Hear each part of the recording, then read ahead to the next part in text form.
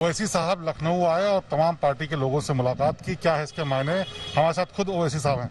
ये बताइए, आप यूपी की राजनीति में 2022 का चुनाव लड़ने का ऐलान कर चुके हैं, क्या सबसे बड़ी वजह लगती है आपको? नहीं, देखिए, पॉलिटिकल पार्टी है। हमने 5 साल पहले भी हमने चुनाव लड़ा था।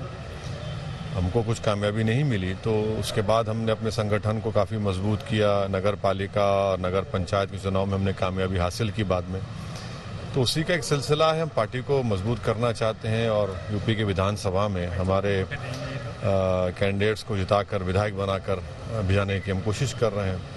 ओम प्रकाश राजभर जी से मुलाकात हुई, क्या कॉन्क्रीट बात हुई कुछ आपने?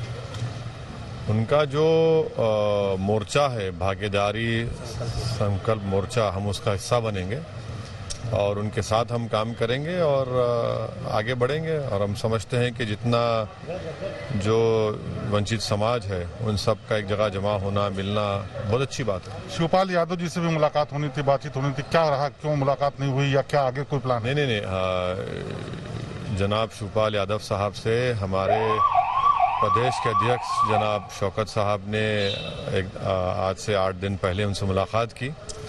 मैं दोबारा लखनऊ आऊँगा या दिल्ली में उनसे मेरी मुलाकात होगी बराबर। वो यूपी के बहुत बड़ा चेहरा है, सियासी चेहरा है, बड़ा उनका अनुभव है, एक्सपीरियंस है। ज़रूर हम उनसे मुलाकात। इन दोनों लोगों से ही आप सियासी गठबंधन करेंगे आने वाले वक्त में? नहीं, पहले तो मैं जनाब शिवपाल यादव साहब से मुलाकात करूँगा और फिर आपके सवाल का जब भी जवाब दे पाऊंगा। ममता बनर्जी जी ने बड़ा अटैक किया कि आप बीजेपी की बी पार्टी हैं और इसीलिए यहाँ वोट काटने के लिए ही सिर्फ ऐसा कर रहे हैं वहाँ भी। देखिए, ममता बनर्जी ने जो बयान दिया है बहुत ही वाहियात किस्म का बयान दिया है। मैं मुख्यमंत्री मगरबी बंगाल को कहना चाहूँगा कि दुनिया में कोई भी ऐसा आदमी नहीं है जो असदुद्दीन ओवैसी को दौलत की बुनियाद पर खरीद सके। ममता बनर्जी गुरूर और अहंकार का शिकार होकर इस तरह की वाहियात किस्म की बातें कर रही हैं। उनको अब तक अपनी ज़िंदगी में मीर जाफ़र और मीर सादिक से वास्ता पड़ा है, उनको अभी तक कोई सच्चे मुसलमान से वास्ता नहीं पड़ा है। अब उनको मालूम होगा कि चापलूसी की जो सियासत वो कर रही है और मुसलमानों को उन्होंने कुछ नहीं दिया, बंगाली मुसलमानों को, इसीलिए वो इस तरह की बकवास कर रही हैं। और ममता बनर्जी को समझना चाहिए कि मगरबी बंगाल का वोटर किसी की जागीर नहीं है और उन्होंने बिहार के जो वोटर्स ने हमको वोट दिया उनकी तौहीन की है और उनको इस बात का नोट लेना चाहिए। और ये इनको ज़ेब नहीं देता था कि एक मुख्यमंत्री के अजीम ओहदे पर रहते हुए इस तरह की वाहियात किस्म की गुफ्तगू करें। बिहार से जिस तरह से आपको रिस्पांस मिला, क्या लगता है यूपी का भी उसी तरीके के मुस्लिम्स की या आपके जो वोटर्स हैं, कोर वोटर्स, उनकी समस्या वैसी ही है और किस तरह की सफलता देखते हैं आप? देखिए, यकीनन मैं बिहार की जनता का और ख़ास तौर से सीमांचल की जनता का शुक्रिया अदा करता हूं कि उनकी दुआएं और मोहब्बतों आशीर्वाद की बिना पर अल्लाह के फजल करम से हमको वहाँ कामयाबी मिली। यकीनन हमारे हौसले काफ़ी बुलंद हुए हैं और हमको बड़ी खुशी भी हुई है, मगर यूपी एक अलहदा स्टेट है, यहाँ का चैलेंज अलग है। हम उस कामयाबी को यकीनन जारी रखना चाहेंगे और हमारे शौकत साहब की ज़ेर क़यादत पूरी टीम यहाँ पर बड़े अच्छे तरीके से काम कर रही है। हमको उम्मीद है कि यहाँ पर अच्छा नतीजा निकलेगा। केजरीवाल साहब ने अनाउंस किया कि वो यूपी में 2022 का चुनाव लड़ेंगे, आपने भी अनाउंस कर दिया। क्या आपको ये उम्मीद है कि कुछ ज़्यादा चमत्कार दिखा पाएंगे, क्योंकि अदरवाइज वोट काटने के अलावा कुछ नहीं हो पाएगा ज़्यादा? देखिए, ये बात तो ऐसा लगता है ना कि मैंने पहले भी कहा कि भारत की सियासत का मुझे लैला बना दिया गया है और बहुत से हमारे मजनू हैं।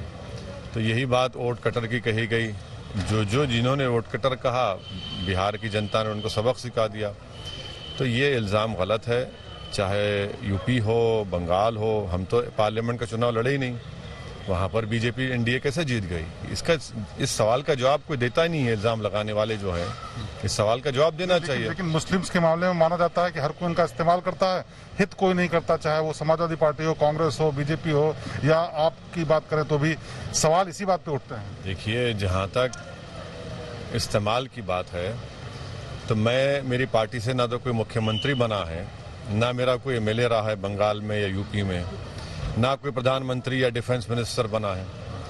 आखिर फिर क्या वजह है कि सच्चर कमेटी हो, रंगनाथ मिश्रा कमीशन की रिपोर्ट हो, एनएसएसओ का डेटा हो या 2011 का सेंसस हो, मुस्लिम माइनॉरिटी उन स्टेट्स में जहां पर एमआईएम ने कोई पार्लियामेंट का चुनाव नहीं लड़ा, ना हमारा कोई एमएलए बना, socially, educationally, economically, health wise backward क्यों है? इसका जिम्मेदार वो लोग हैं जिन्होंने सेकुलरिज्म के झूठी बातों पर वोट तो हासिल किया, मुख्यमंत्री तो बन गए, डिफेंस मिनिस्टर बन गए, क्या क्या बन गए, मगर कुछ किया ही नहीं। लेकिन ओवैसी साहब तो और साथ ही साथ पॉलिटिकल एम्पावरमेंट कहां पर हो रहा है? पॉलिटिकल एम्पावरमेंट भी तो नहीं हो रहा है ना। तो इसीलिए उनको हम आईना दिखा रहे हैं, इसलिए बौखलाहट का शिकार होकर एक ही 1 पॉइंट फॉर्मूला है, वोट काटने आए हैं। भाई जब लोकसभा के चुनाव में हमने नहीं लड़ा तो कैसे जीत गए बीजेपी? लेकिन जब ओवैसी साहब के पीछे सारे पार्टी वाले पड़े हुए हैं, तो जब कहीं भी आप सफलता हासिल करते हैं तो क्यों नहीं मुस्लिमों के हितों को लेकर के या सीटें जो जीतते हैं उनके हितों की फिर नेगोशिएट करते हैं? आप भी क्यों नहीं करेंगे? आपको क्यों लग रहा है कि सिर्फ मुसलमानों की बात क्यों करेंगे? सबकी बात करेंगे। सीमांचल का जो बिहार का इलाका है वो भारत का, अगर आप 10 पिछड़े डिस्ट्रिक्ट लेंगे तो उसमें से वो 4 डिस्ट्रिक्ट आएंगे। तो सीमांचल की जनता ने जो हमको वोट दिया उसमें तो सब शामिल है। हम और वहां की पसमानदगी और नाइंसाफी को दूर करना ये हमारी पार्टी का बहुत बड़ा मकसद है, उसको हम लेकर आगे बढ़ेंगे। एक और आखिरी सवाल, यूपी में किस तरह की आप उम्मीद करते हैं? क्या दिखता है आपको आने वाले चुनाव में?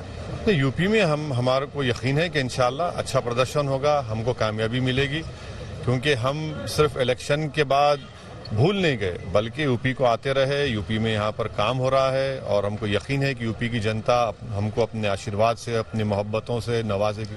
केजरीवाल जी जो कह रहे हैं यूपी में इलेक्शन लड़ेंगे, उनकी कोई भविष्य नहीं, ये तो उनकी पार्टी का, मैं कैसा तबसरा करूं? ये असदुद्दीन ओवैसी साहब हैं जो बता रहे हैं कि यूपी में जो तमाम चीजें हैं वो अलग हैं भले और दूसरी जगहों से, लेकिन उनको उम्मीद है कि यूपी की जनता उनको सपोर्ट करेगी और उसी की तलाश में यहाँ छोटी छोटी पार्टी से मिल करके यहाँ चुनाव की संभावनाओं को देखने के लिए आए थे। लेकिन इतना बात तो तय है कि ओवैसी के मौजूदगी से यहाँ पर तमाम लोग चाहे जो कुछ भी कहें, लेकिन सियासी हलचल और तेज हो गई है। कैमरामैन हरीश कांडपाल के साथ शिवेंद्र श्रीवास्तव, लखनऊ, आज तक।